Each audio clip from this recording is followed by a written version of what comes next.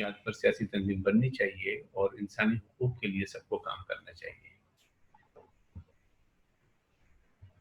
جب ہم معاشی مساوات کی بات کرتے ہیں تو پھر سب کے لیے ہوتا ہے، وہ پھر کسی بھی ایک مذہب کے لیے معاشی حقوق کی بات نہیں کر رہے ہوتے، تمام لوگوں کے لیے معاشی حقوق کی بات کر رہے ہوتے ہیں. اسلام خود ایسی تعلیم کی بات کرتا ہے اور سوسائٹی میں ایسے قانون کی بات کرتا ہے کہ جس سے تمام انسانی حقوق کی بات کی جا رہی ہو، محض کسی ایک فرقے کی بات نہ کی جا رہی ہو.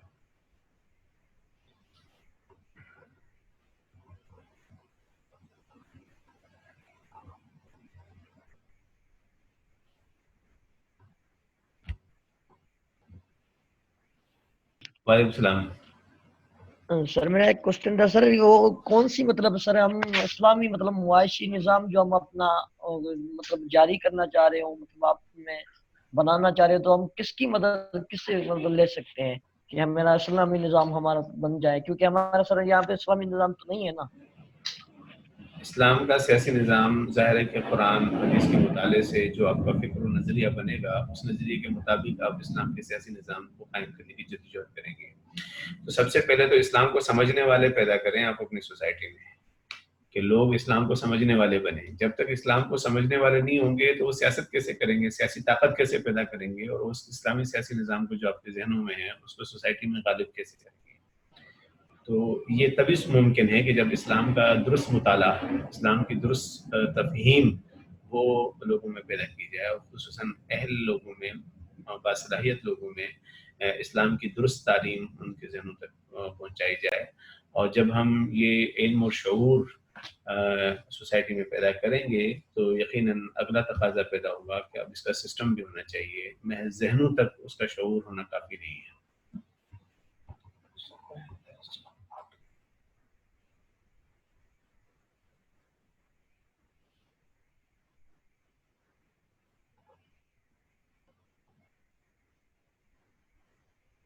بہت وسیع ٹاپک ہے، اس پر کوشچنز آنے چاہیے.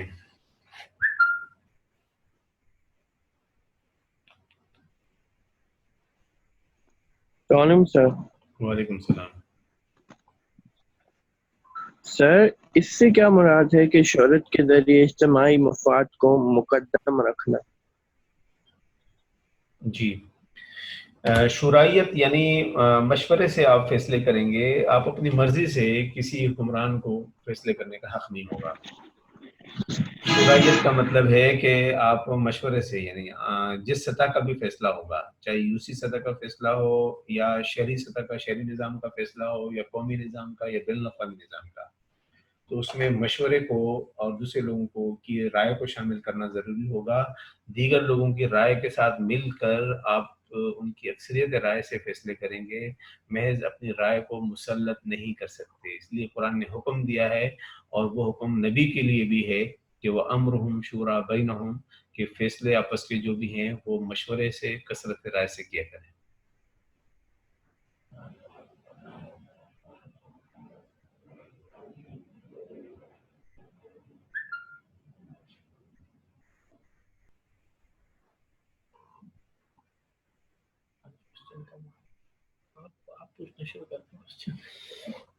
اگر آپ لوگوں کے کوشچنز نہیں آ رہے ہیں تو اب میں نام لے کر کوشچن کروں گا آپ لوگوں سے. اس کا مطلب یہ ہے کہ آپ لوگوں کو پوری بات سمجھ میں آ گئی ہے. ٹھیک ہے، اور جب آپ لوگوں کو بات سمجھ میں آ گئی ہے تو آپ مجھے ذرا سمجھائیں، اور میں کوشچن کروں گا. اب باری باری کسی سے بھی کوشچن کروں گا. اگر آپ لوگوں کے کوشچن نہیں ہیں تو میرے سوالات کے جواب آتے ہیں. اسلام کے سیاسی نظام کے حوالے سے میرے کچھ سوالات ہیں، کیا خیال ہے؟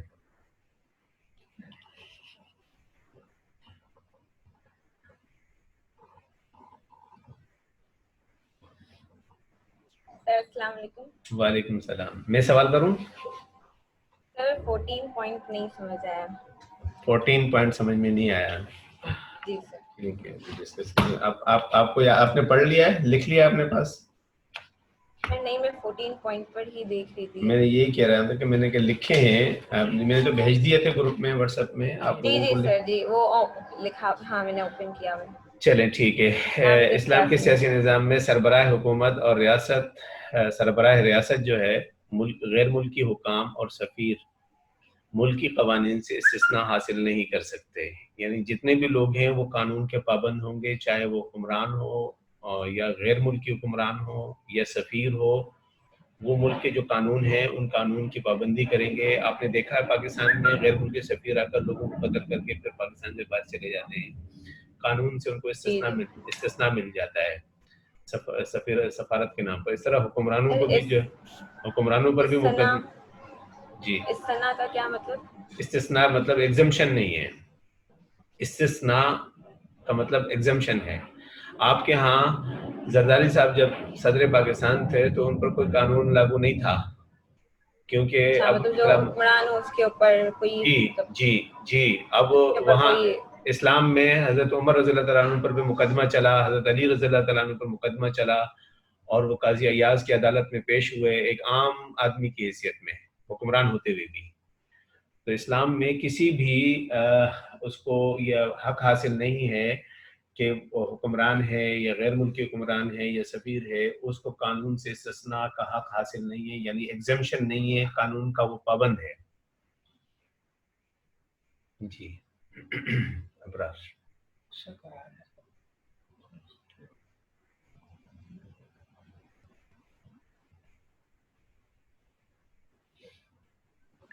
سر اگر ایک سیاست میں ایک جو حکمران ہوتا ہے اسلامی سیاست کے حقوق کے حساب، وہ اسی سیاست کا قانون چینج کر سکتا ہے، تو سر وہ کیسے گناہ گار ٹھہرے گا ایک حکمران جب اسلام میں اس کو اتنے حق ہوتے ہیں کہ وہ خود اس پہ کیسے مقدمہ چل سکتا ہے؟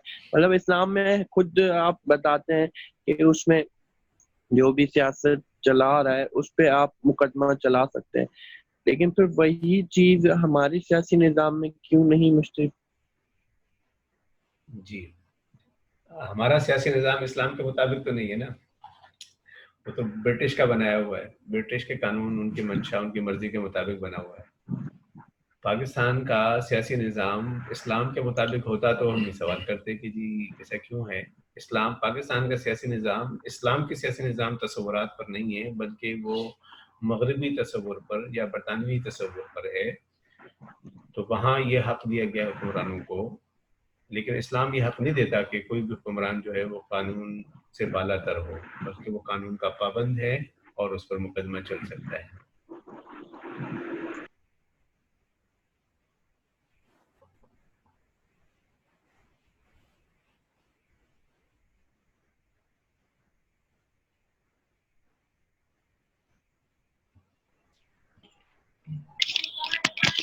السلام علیکم سر.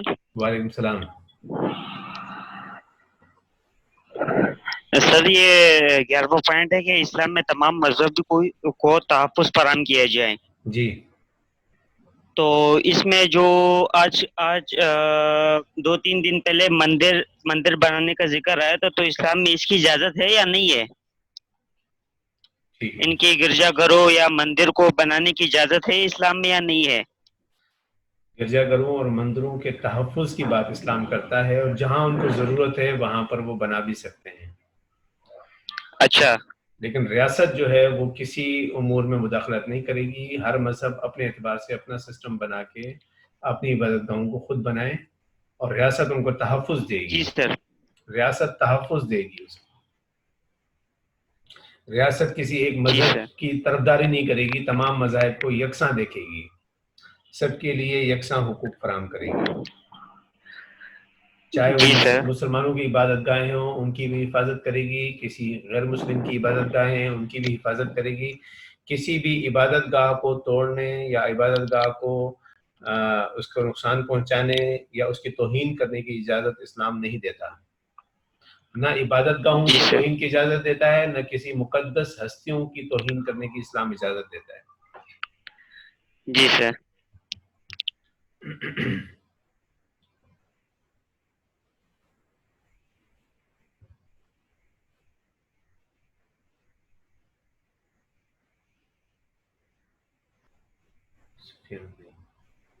سر یہ جو پوائنٹ نمبر 15 آپ نے بتایا ہے اس کا تھوڑا سمجھا دیں. اس کا کہ ملی مفاد کے لیے معاہدوں کو قربان کیا جا سکتا ہے. جی پوائنٹ نمبر 15. جی جی جی یہ قرآن کی آیت ہے. جو لوگ ہجرت کر کے نہیں آئے تھے اور مسلمان ہو گئے تھے لیکن ہجرت کر کے مدینہ نہیں آئے، وہ مکہ کی ریاست کے اندر رہ رہے تھے، تو ان کے بارے میں قرآن نے کہا ہے کہ ان کی مدد آپ کر سکتے ہیں بشرطے کہ آپ کا کوئی ایسا معاہدہ آپ کو نہ روکے جو آپ کا مشرکین مکہ کے ساتھ کوئی معاہدہ ہو. تو لہٰذا آپ کا جو ملکی معاہدہ ہوتا ہے اس کی پابندی کرنا آپ پر واجب ہوتی ہے. آپ ملی معاہدے کو آپ قربان کر سکتے ہیں. مثلا ایک اور واقعہ حضرت ابو جندل کا آپ نے اگر سنا ہو، صلح حدیبیہ کے موقع پر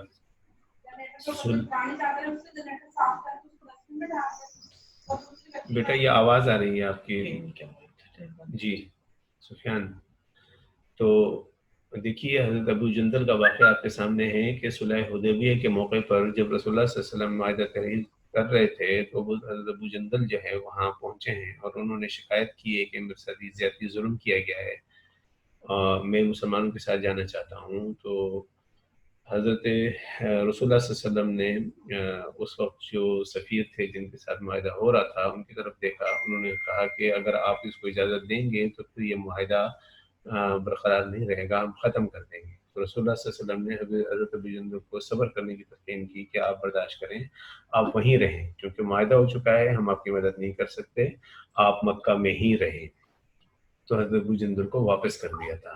اس کا مطلب یہ ہوا کہ مسلمانوں پر مدد کرنا واجب ہے، فرض ہے، لیکن اگر کوئی ملکی نظام اور کوئی معاہدہ موجود ہو تو اس کی پابندی زیادہ پہلے ہم کریں گے، اور دوسرے درجے پر ہم اپنے مسلمانوں کی قربانی دے سکتے ہیں لیکن معاہدات کی قربانی نہیں دے سکتے.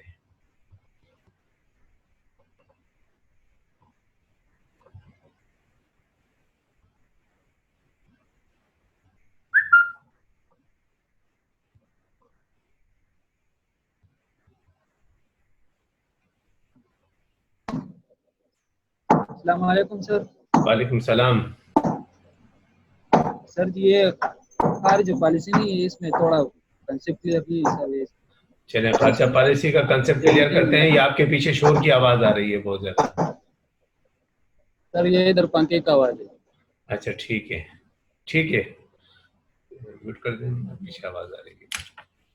یہ فارن پالیسی کے حوالے سے ہم نے یہ بات کی تھی کہ ہم معاشی مساوات اور معاشی عدل کی اساس پر فارن پالیسی رکھیں گے کہ ایسے ملک جو معاشی عدل کو مانتے ہیں اور سیاسی طور پر مساوات کو مانتے ہیں، ان ملکوں کے ساتھ ہمارے دوستانہ تعلقات ہوں گے. جو ظلم کی بات کرتے ہیں ان عدل کے مقابلے پر اور جو طبقات کی بات کرتے ہیں تو ہم ان کے ساتھ دوستانہ فارن پالیسی کے دوستانہ معاہدات نہیں کر سکتے. ہمارے ہاں بدقسمتی سے پاکستان کے 70 سالہ تاریخ میں ہمارے معاہدے فارن پالیسی ہماری ظالم قوتوں کے ساتھ ہمدردانہ رہی ہے، اور ہم جو ہے وہ انسان دوست اور عدل کے تصورات رکھنے والی جو قومیں ہیں، ملک ہیں، نظام ہیں، ان کے ساتھ ہمارے تعلقات دشمنی کے رہے ہیں اور ظالموں کے ساتھ دوستی کے ساتھ رہے ہیں. تو یہ اسلام کے تصور کے خلاف ہماری فارن پالیسی ہے. فارن پالیسی ہماری اسلام کے تصور کے مطابق تب ہوگی کہ جب ہم عدل کے تصور کو ماننے والی قوموں کے ساتھ تعلقات دوستانہ ہوں، مساوات کو ماننے والی قوموں کے ساتھ ہمارے تعلقات دوستانہ ہوں، اور ظلم کے ظلم کا تصور ان کے ساتھ ہمارے تعلقات وہ دوستی کے نہ ہوں، تو ہم اسلام کے تصور عدل کے مطابق اپنی فارن پالیسی تشکیل دیں گے. سر ہے نا پوائنٹ نمبر 9 میں امامت نماز کا ذکر ہے، تو وہ کس بارے میں؟ 9 نہیں ہے، 19 ہے میرے خیال میں، 19 نمبر ہے. جی سر 19 سر. جی وہ یہی ہے کہ جو بھی انتظامی سربراہ ہوگا جس سطح کا، نماز کی امامت اس کی ذمہ داری ہے اسلام کے سیاسی نظام کے اعتبار سے. جس بھی علاقے کا، جس جورسڈکشن میں اگر کوئی سربراہ ہے، سسٹم کا سربراہ ہے، ناظم اعلیٰ ہے، تو وہ وہاں نماز پڑھائے گا. یو سی چیئرمین ہیں، اسی طرح ایس ایچ او ہیں، ایس پیز ہیں، آئی جیز ہیں، جو بھی انتظامی سربراہ ہوں گے، نماز پڑھانے کی ذمہ داری ان کی ہے، وہی نماز پڑھا سکتے ہیں. امامت کرنے کا حق ان کا ہے، ان کو امامت کرنی ہے. اور اس سے مقصد یہ ہے کہ عوام کے ساتھ ان کا رابطہ ہو، اور جب وہ عوام کو نصیحت کریں تو یقیناً وہ اپنی زندگی میں بھی اس نصیحت پر عمل کریں گے تو ان کی وہ نصیحت کر سکیں گے.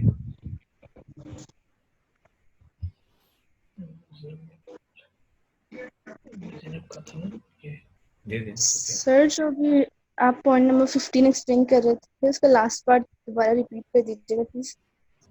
16 کا 15 جو بھی آپ بتا رہے تھے. 15 کا بیٹا 15 نا.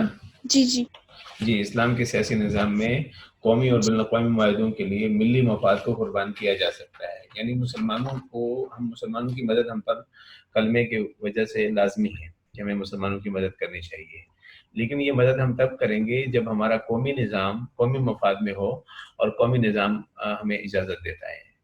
اور ہم مسلمانوں کی مدد اس وقت کر سکتے ہیں کہ جب ہمارا بین الاقوامی نظام ہمیں اس بات کی اجازت دیتا ہو. تو قومی معاہدات کو اہمیت حاصل ہے مسلمانوں کے معاہدات پر کہ ہم پہلے درجے میں قومی معاہدات کی اساس پر کسی کی مدد کر سکتے ہیں. اگر قومی نظام اس کی اجازت نہیں دیتا تو پھر ہم کسی مسلمان کی مدد نہیں کر سکتے. اس کی مثال میں نے آپ کو قرآن کی وہ آیت جو ہجرت کے موقع پر ان مسلمانوں سے متعلق ہے جنہوں نے ہجرت نہیں کی تھی، اور حضرت ابو جندل کے واقعے سے اس کی آپ کو میں نے یعنی اس اصول کو سمجھایا ہے.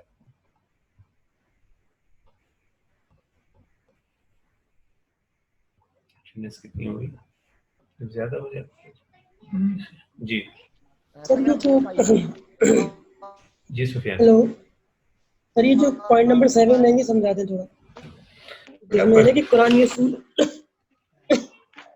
رفاعیت متوسطہ کے قیام کو برقرار رکھنے کے لیے قانون سازی اور عمل درآمد کے ادارے قائم کرنا.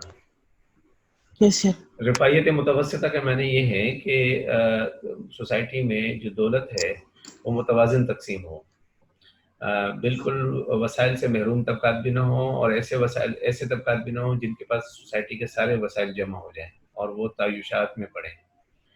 تو تعیش کی اور بنیادی وسائل سے محرومی کی دونوں جو ہے وہ اس کی اجازت نہیں ہے. اسلام رفاعیت متوسطہ یعنی درمیانی درجے کا معاشی نظام قائم کرنا چاہتا ہے جہاں دولت متوازن تقسیم ہو.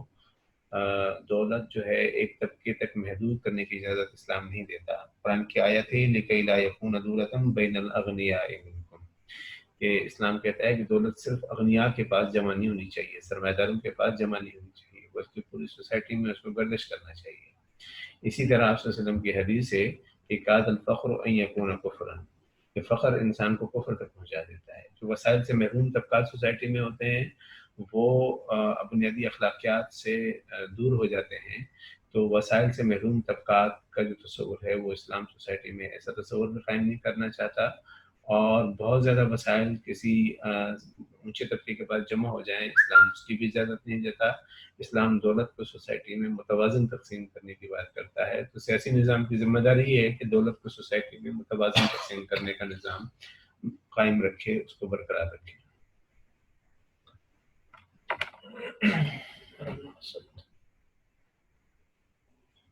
ہیلو سر السلام علیکم. وعلیکم السلام. سر یہ پوائنٹ نمبر 12 ایک بار ریپیٹ کر دیں. آپ خود سوال تو کریں، آپ کا سوال کیا ہے؟ سر وہی پوائنٹ نمبر 12 سمجھ نہیں آیا تھوڑا. تمام اقوام کے تشخص، ان کی زبان، ان کی ثقافت، ان کے تاریخی ورثے کو تحفظ فراہم کرنا اسلام سیاسی نظام کی ذمہ داری قرار دیتا ہے. قرآن نے کہا ہے وَجَعَلْنَاكُمْ شُعُوبًا وَقَبَائِلَ لِتَعَارَفُوا ہم نے یہ قبائل اور قومیں جو ہے تشکیل دی ہیں یہ تعارف کے لیے. ان کی زبانیں، ان کا کلچر، یہ ان کی شناخت اس کو برقرار رکھنا ضروری ہے.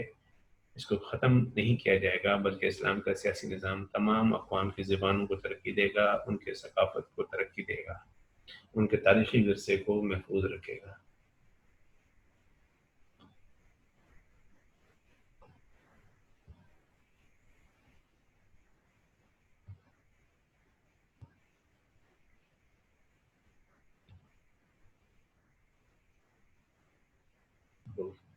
نہیں ہے ایک آئی ڈی میں.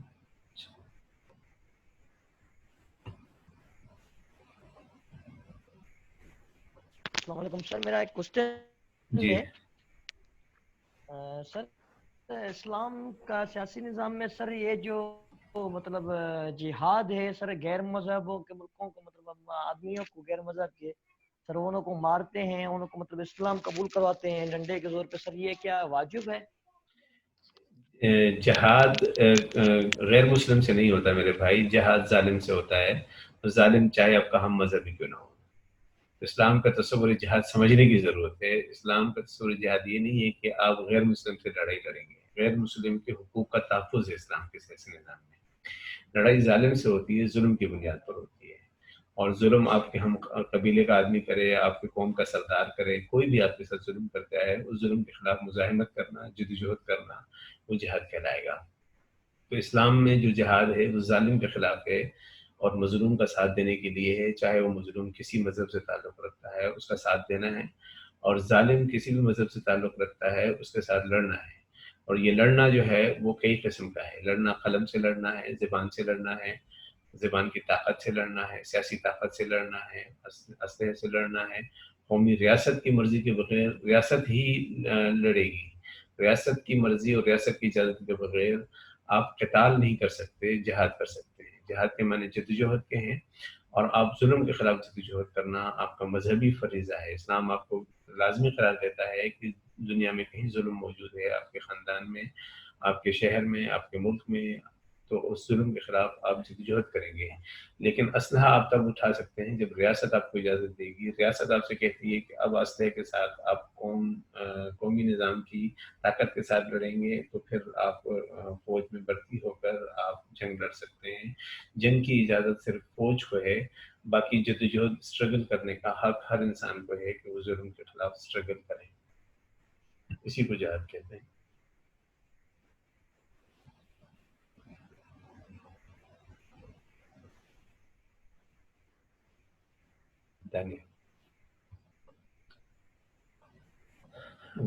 السلام علیکم سر۔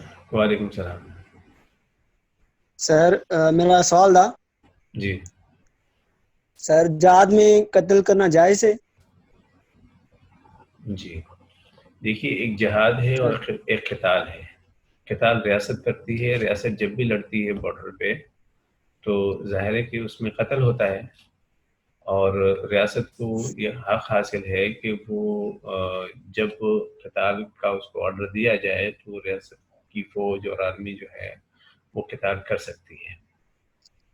لیکن اگر بغیر جنگ کے وہ مقاصد حاصل کیے جائیں تو پہلی اجازت اس کو دی جائے گی کہ آپ بغیر جنگ کے اپنا مقصد حاصل کریں۔ لیکن اگر جنگ کرنا ناگزیر ہو تو ریاست جو ہے وہ جنگ کر سکتی ہے، ریاست کو جنگ کرنے کا حق ہے کہ وہ بارڈر پہ جنگ کر سکتی ہے۔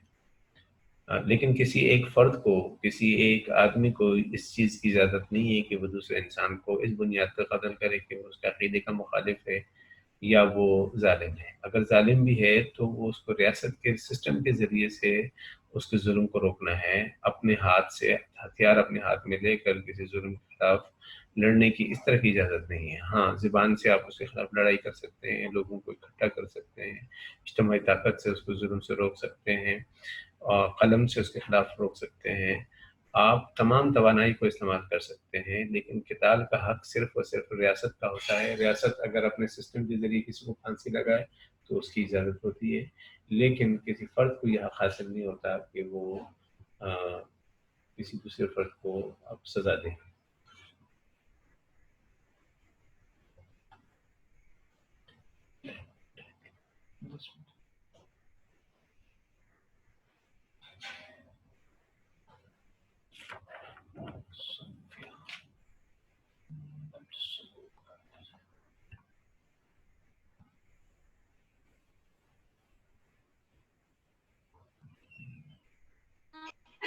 السلام علیکم سر۔ وعلیکم السلام۔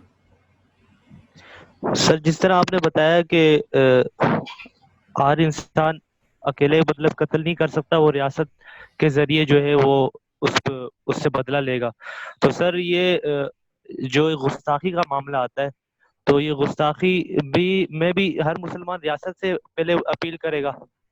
جی بالکل، ریاست کے ذریعے سے قانون سازی کریں گے اور ریاستی نظام کے ذریعے سے آپ اس کو سزا دلوائیں گے۔ آپ کو یہ حق نہیں ہے کہ آپ خود سے کسی کے لیے سزا مقرر کریں۔ اس طرح اگر اجازت دی سر جائے، ایک منٹ بات پوری ہونے دیں، اگر اس طرح اجازت دے دیں تو کوئی کسی پر بھی الزام لگا کر، الزام ریاست میں ثابت کیے بغیر الزام لگا کر کسی کو بھی قتل کر سکتا ہے. سوسائٹی میں انارکی پیدا ہو جائے گی جب آپ اس کی اجازت دیں گے. تو اس کی اجازت قطعاً نہیں دی جا سکتی کہ کوئی بھی فرد خود فیصلہ کرے کہ یہ گستاخ ہے یا نہیں ہے. گستاخ ہونے نہ ہونے کا فیصلہ ریاست کا نظام کرتا ہے، اور ریاست کے نظام کا یہ حق ہے کہ وہ اس طرح کے جو ایشوز سوسائٹی میں پیدا ہوتے ہیں ان ایشوز کو وہ سالو کرے، حل کرے. کسی بھی فرد کو، کسی بھی گروہ کو اس کی اجازت نہیں دی جا سکتی. ہاں وہ سیاسی طور پر اپنا احتجاج ریکارڈ کرا سکتے ہیں. پہلے تو ریاست کو کام خود کر لینا چاہیے، پبلک کو احتجاج کرنے کی ضرورت ہی نہیں ہونی چاہیے. ریاست کی ذمہ داری ہے کہ وہ تمام عقیدوں کے جتنے بھی ایسے لوگ ہیں، مقدس ہستیاں ہیں، ان کی حفاظت، ان کا خیال رکھنا، ان کی عزت کا خیال رکھنا ان کی ذمہ داری ہے کہ وہ تمام مقدس ہستیوں کی عزت اور اس کے ناموس کے تحفظ کو یقینی بنائے. یہ ریاست کی ذمہ داری ہے، فرد کی ذمہ داری نہیں ہے. لیکن ریاست جب اپنی ذمہ داری انجام نہیں دیتی تو افراد اور گروہ اٹھتے ہیں، وہ مزاحمت کرتے ہیں، وہ ریاست کو اس کی فرائض کی یاد دہانی کراتے ہیں. پھر ریاست جو ہے اس کو اپنا کردار ادا کرنا چاہیے جب اس کو عوام یاد دہانی کرائیں اس کی ذمہ داری. ورنہ ریاست کا اپنا خودکار سسٹم ہونا چاہیے اس ایشوز کو سالو کرنے کے لیے. سر اگر ریاست جو ہے وہ عمل نہیں کرے تو پھر کیا کرنا چاہیے احتجاج کے باوجود؟ سسٹم بدلنا چاہیے، ریاست کا نظام بدلنا چاہیے. جو ریاست کا نظام انسانی حقوق کو انجام دینے میں ناکام ہے. ہر وہ سسٹم جو انسانی حقوق کو انجام نہ دے، معاشی اعتبار سے، سیاسی اعتبار سے، عقیدوں کے تحفظ کے اعتبار سے، مقدس ہستیوں کے تحفظ کے اعتبار سے، جو تمام مذاہب کا یکساں حق ہے کہ جس طرح مسلمانوں کو ان کی مقدس ہستیوں کے تحفظ حاصل ہے، اسی طرح غیر مسلموں کو ان کے مقدس ہستیوں کا تحفظ حاصل ہے. تو یہ یکساں طور پر ریاست کی ذمہ داری ہے کہ وہ تمام مقدس ہستیوں کی عزت کی حفاظت اسی طرح کریں جس طرح معاشی حقوق کا تحفظ، سیاسی حقوق کا تحفظ، معاشرتی حقوق کے تحفظ کے لیے ریاست اپنا کردار ادا کرتی ہے. تو ریاست کو اپنا کردار ادا کرنا چاہیے. لیکن جب ریاست کا نظام یہ ذمہ داریاں پوری نہ کر رہا ہو تو پھر اس نظام کو بدلنے کے لیے اسٹرگل کرنے کی ضرورت ہے. نظام کو بدل کر نیا نظام درست نظریے پر قائم کر لیا جائے تاکہ ایسے مسائل کو ہمیشہ کے لیے ختم کر دیا جائے. پاکستان میں عبد الصبور، پاکستان میں بدقسمتی یہ ہے کہ یہ ایشوز جان بوجھ کے اٹھائے جاتے ہیں تاکہ اصل ایشوز سے آپ کی توجہ ہٹانی ہوتی ہے. یہ جان بوجھ کر کسی سے خود جو ہے نا وہ گستاخی کے خاکے بنوائے جاتے ہیں، گستاخی کے کام کروائے جاتے ہیں، اور پھر ان لوگوں کو پریویلیج دیا جاتا ہے، رعایتیں دی جاتی ہیں تاکہ لوگ اس کے خلاف مزاحمت کریں، میدان میں آئیں. اور جو اصل ایشوز ہوتے ہیں ایکسپلائٹیشن کے، کہ آپ کو ملٹی نیشنل کمپنیاں ایکسپلائٹ کر رہی ہوتی ہیں، ان سے آپ کی توجہ ہٹ جاتی ہے اور آپ کی ساری توجہ مذہبی جذبات برانگیختہ ہو جاتے ہیں، اور آپ جو ہے وہ اس طرف متوجہ نہیں ہوتے جو آپ کو لوٹ مار کا سلسلہ انہوں نے برقرار رکھا ہوتا ہے وہ اس کو برقرار رکھتے ہیں. نئے نئے ایشوز سوسائٹی میں لاتے ہیں اور سوسائٹی کو انگیج رکھتے ہیں. یہ اصل تو ان کی اسٹریٹجی کچھ اور ہے. اس سے ان کو کوئی فائدہ نہیں ہے کہ گستاخی ہوتی ہے نہیں ہوتی ہے. اصل وہ پبلک کو انگیج کرنے کے لیے خود سے کرواتے ہیں ساری چیزیں اور پھر ان کو پروموٹ کرتے ہیں. ابرار رضا. سر ہمارے یہاں نظام کا کچھ اس طرح اصول ہے کہ ریاست مدینہ بنانے کی کوشش ہو رہی ہے سر، لیکن جو اصلی ریاست مدینہ تھی اس کے کیا اصول تھے؟ جی، اصلی ریاست مدینہ کے وہی اصول تھے جو یہ 19 خصوصیات میں نے آپ کے سامنے رکھی ہیں، اور اس کا مقصد اور اس کا یہ وہی تھا جو میں نے آپ کے سامنے رکھا ہے. اس کا اصول سیاست، اس کا طرز سیاست، اس کا اصول سیاست اور اس کا بنیادی مقصد، اور یہ خصوصیات ساری وہ خصوصیات ہیں جو ریاست مدینہ کی خصوصیات ہیں جن کا ذکر ہم نے آپ کے سامنے کیا ہے. اور جو پاکستانی ریاست کے رویے ہیں اور اس کے قاعدے و ضابطے ہیں وہ بھی ہم نے آپ کے سامنے رکھے ہیں. تو دونوں الگ الگ ہیں. پاکستان کا جو دیکھیے ایک بات تو سمجھیں کہ جب بھی کسی ریاست کا نام آپ کچھ بھی رکھ دیں تو نام رکھنے سے وہ ریاست اس طرح نہیں ہو جاتی جس طرح یعنی اس کو آپ قائم کرنا چاہتے ہیں. مثلا اگر کسی جانور کا نام انسان کے نام پہ رکھا جائے تو وہ جانور انسان نہیں بن جاتا، وہ جانور جانور رہتا ہے. تو یہ تو نہیں ہے کہ انسانی نام رکھنے سے وہ انسان بن جائے گا. اسی طرح پاکستان کا نام اسلامی رکھنے سے وہ اسلامی نہیں ہو جاتا، اسلامی اصول دیکھنے پڑیں گی کہ وہ اس میں پائے جاتے ہیں، سیاست میں، معیشت میں، معاشرت میں وہ اصول پائے جاتے ہیں تو ہم کہیں گے اسلامی ملک ہے، اور اگر وہ اصول نہیں پائے جاتے تو ہم کہیں گے مسلمانوں کا ملک ہے لیکن چل رہا ہے ظلم کے نظریے پر، تو ظلم کے نظریے پر ہے، اسلام کے نظریے پہ نہیں ہے۔ پاکستان ظلم کے نظریے پہ قائم ہے، پاکستان اسلام کے نظریے پہ قائم نہیں ہے، اگرچہ اس کا نام اسلامی جمہوری پاکستان ہے۔ تو نہ یہ جمہوری ہے، جمہوری کا مطلب وہ ہوتا ہے کہ عوام کے حقوق کا تحفظ، عوام کے معاشی، سیاسی، سماجی حقوق کا تحفظ ہو تو اس کو جمہوری کہتے ہیں، یعنی عوام کا ملک ہو، عوام کے لیے بنا ہو، عوام کے ذریعے سے بنا ہو، عوام کی حکومت ہو، اس کو جمہوریت کہا جاتا ہے۔ Government for the people, of the people, by the people. اب نہ گورنمنٹ فار دا پیپل ہے، نہ آف دا پیپل ہے، نہ بائی دا پیپل ہے۔ یا کچھ لوگ ڈیسائیڈ کرتے ہیں کیسے گورنمنٹ بننی چاہیے اور کس کے مفادات کا تحفظ ہوتا ہے، کس کے لیے بنتی ہے حکومت، یہ عوام کا صرف نام استعمال ہوتا ہے۔ حقیقت میں نہ عوام کی حکومت ہوتی ہے، نہ عوام کے ذریعے سے ہوتی ہے، نہ عوام کے لیے ہوتی ہے۔ تو جمہوریت تو نہیں کہلائے گی نا، تو نام رکھنے سے تو جمہوری کہہ دیں تو وہ جمہوری نہیں ہو جاتی۔ جمہوریت کا تصور وہاں پایا جاتا ہو، ادارے قائم ہوئے ہوں، عوام کے حقوق، معاشی حقوق کے تحفظ کے ادارے قائم ہوئے ہوں، پھر آپ کہہ سکتے ہیں کہ ہاں یہ جمہوری ریاست ہے۔ تو اسلامی ریاست نہیں ہے، نہ جمہوری ریاست ہے۔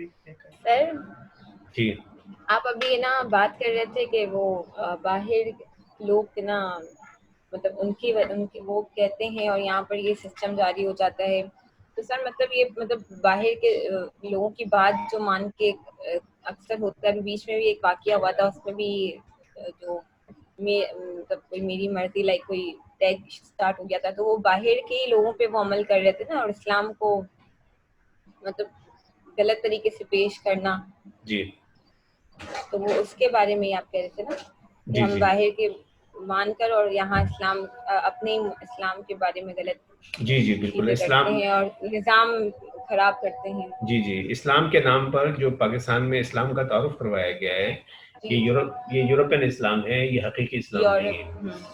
یورپ نے ہمیں سلیبس بنا کے دیا اسلام کا، اس سلیبس کو ابھی ری جوائن ہونا ہے، سب نے ٹائم پورا ہو گیا ہے تو دوبارہ جوائن ہو کر آ جائیں، 1 بجے تک کلاس چلے گی، زوم کا مکمل ہو گیا، 2 منٹ ہیں جی۔